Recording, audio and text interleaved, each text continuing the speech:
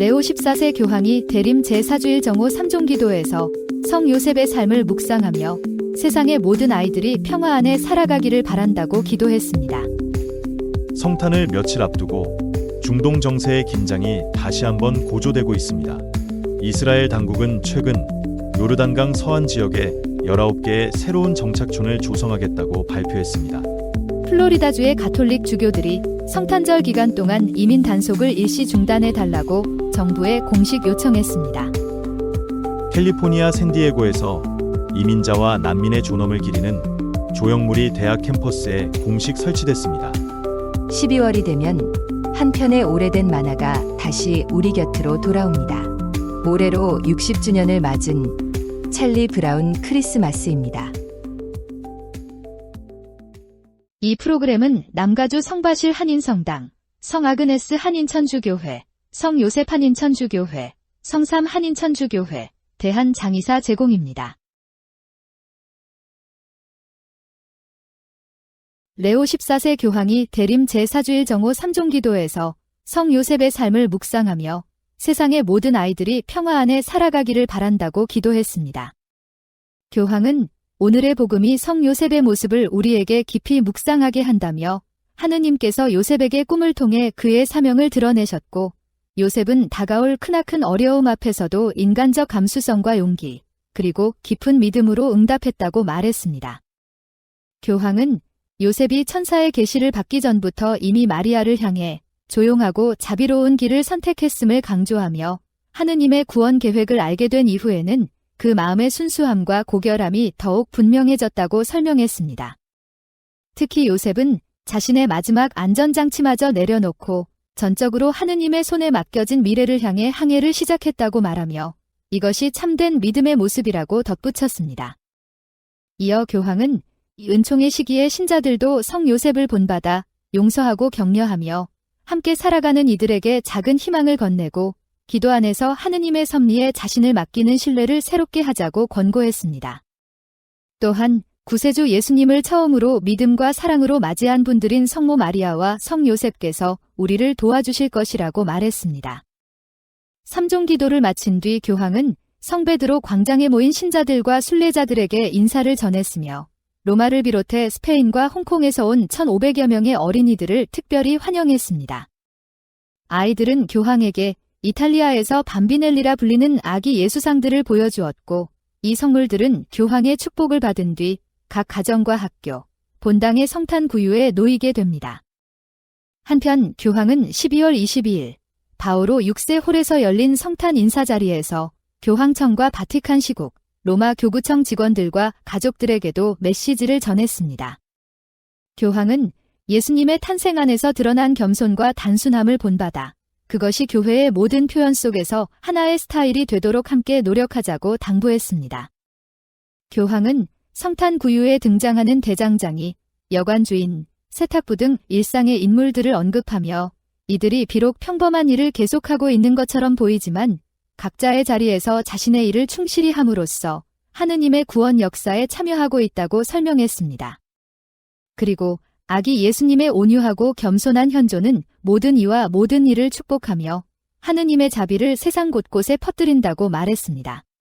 끝으로 교황은 우리의 일상과 노동, 그리고 가정을 향한 사랑 자체가 하느님께 영광을 드리는 길이라며 각자의 자리에서 성실히 살아가는 삶이 곧 신앙의 증거임을 강조했습니다. 성탄을 며칠 앞두고 중동 정세의 긴장이 다시 한번 고조되고 있습니다.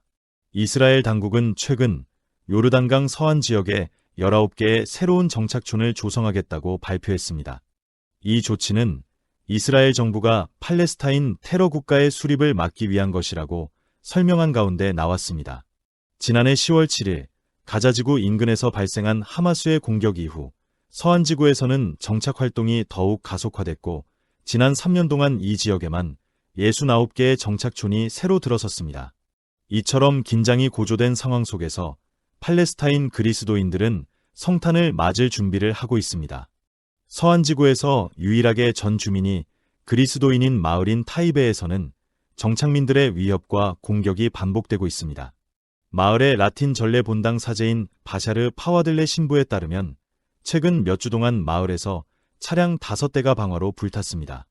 지난 6월에는 대규모 화재가 농지를 덮쳐 주거지역 인근에 있던 고대 멜키트 그리스 교회의 유적 외벽까지 검게 그을렸습니다.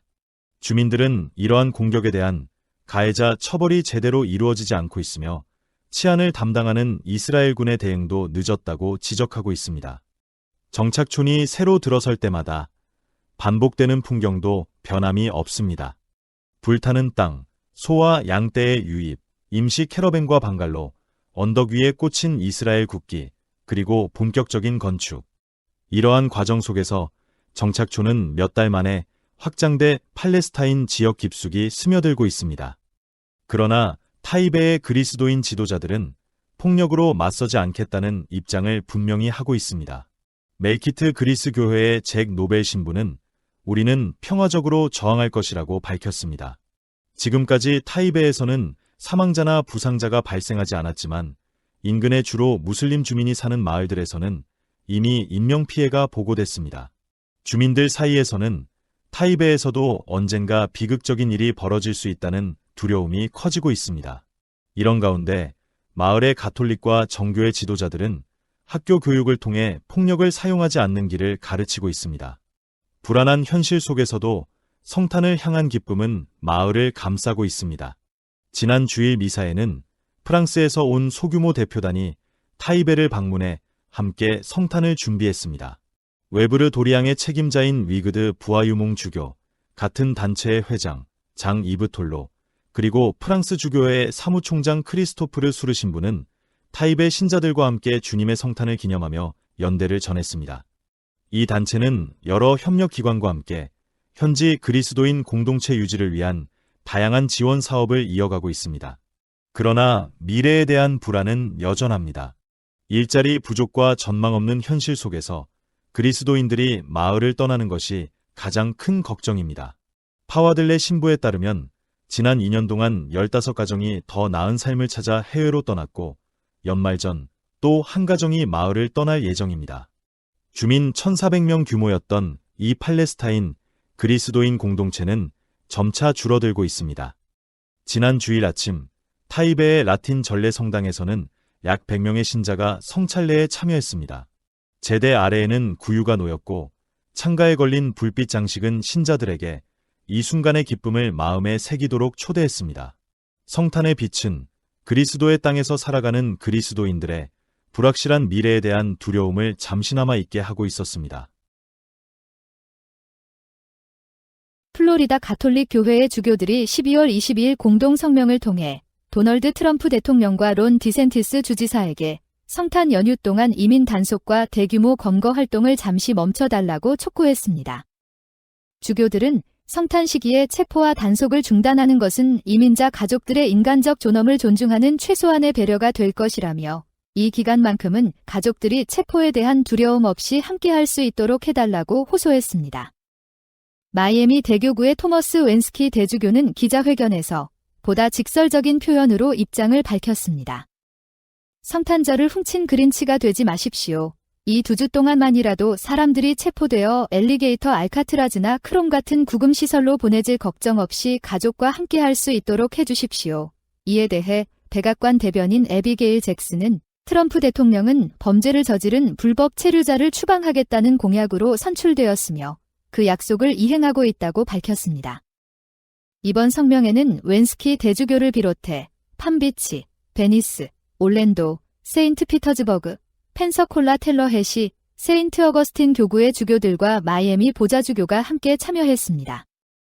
주교들은 성탄절 단속 유예가 정치적 분열의 긴장을 완화하고 이민자 가정은 물론 비이민 가정들 안에 퍼져있는 두려움과 불안을 덜어주며 평화의 왕이신 그리스도의 대림을 더 큰 기쁨으로 맞이하게 할 것이라고 강조했습니다. 또한 국경은 이미 상당 부분 통제되고 있으며 위험한 범죄자들을 식별하고 추방하는 초기 작업도 상당 부분 이뤄졌다고 지적했습니다. 주교단에 따르면 올해 이미 50만 명 이상이 강제 추방되었고 약 200만 명에 달하는 사람들이 자진 출국했습니다. 그러나 이들은 단속 과정에서 범죄자가 아닌 단순 노동자들, 심지어 합법적 체류 자격을 가진 이들까지 함께 체포되는 경우가 빈번하다며 이로 인해 가족들이 수개월에서 수년간 심각한 고통을 겪고 있다고 우려했습니다. 주교들은 미국인의 다수는 현재의 강경한 이민 단속이 지나치다고 느끼고 있다고 덧붙였습니다. 이번 요청은 국제인권단체인 국제앰네스티가 12월 발표한 보고서 이후 나왔습니다.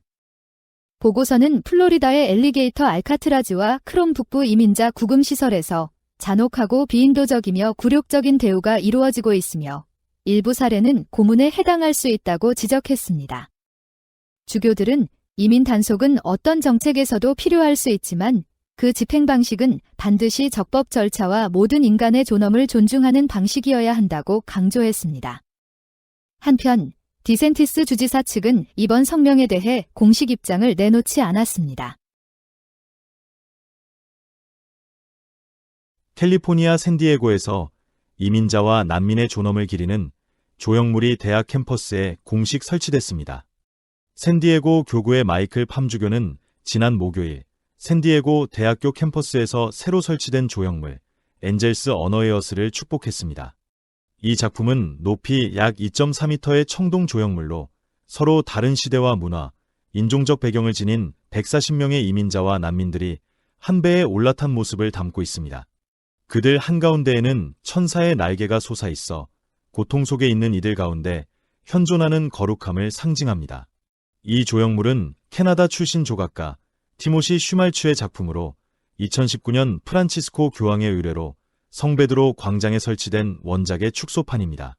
샌디에고 대학교 총장 짐 해리스는 이 작품이 성경이 가르치는 환대의 정신과 더 나은 삶을 찾아 고향을 떠나는 가장 가난하고 취약한 이들을 돌보라는 부르심을 상기시킨다고 말했습니다.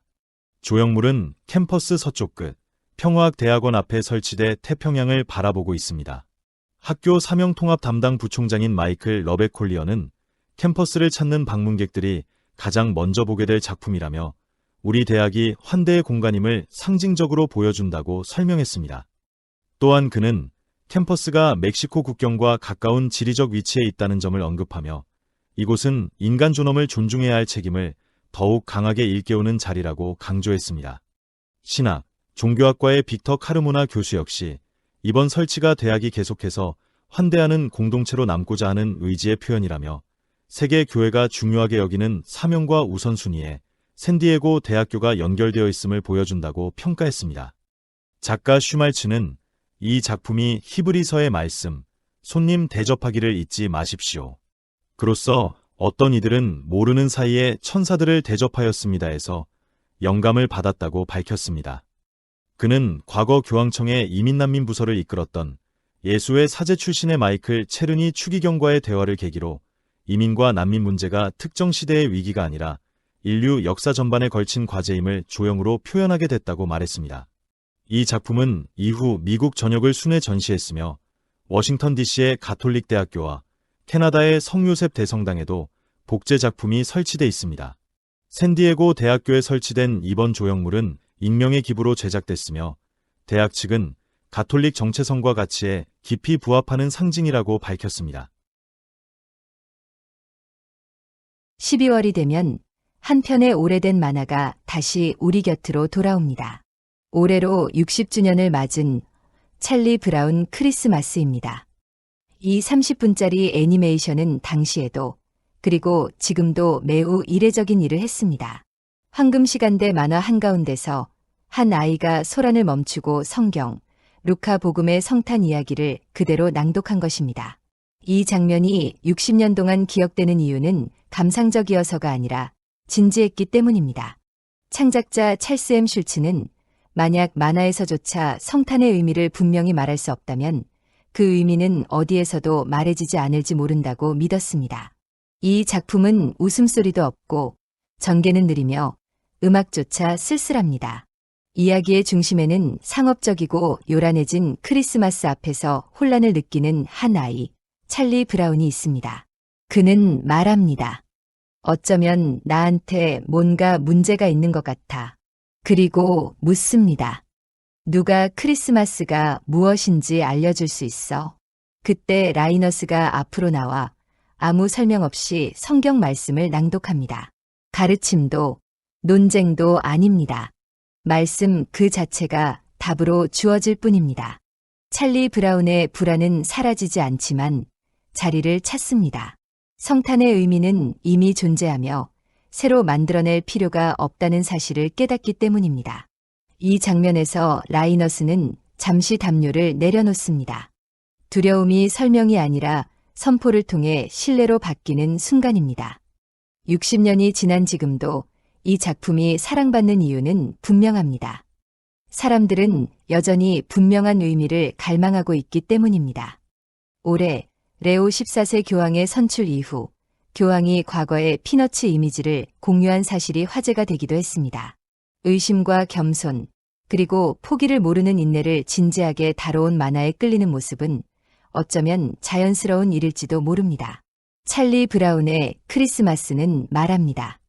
성탄에는 의미가 있으며 그 답은 이미 주어졌고 지금도 여전히 소리내어 말할 가치가 있다고.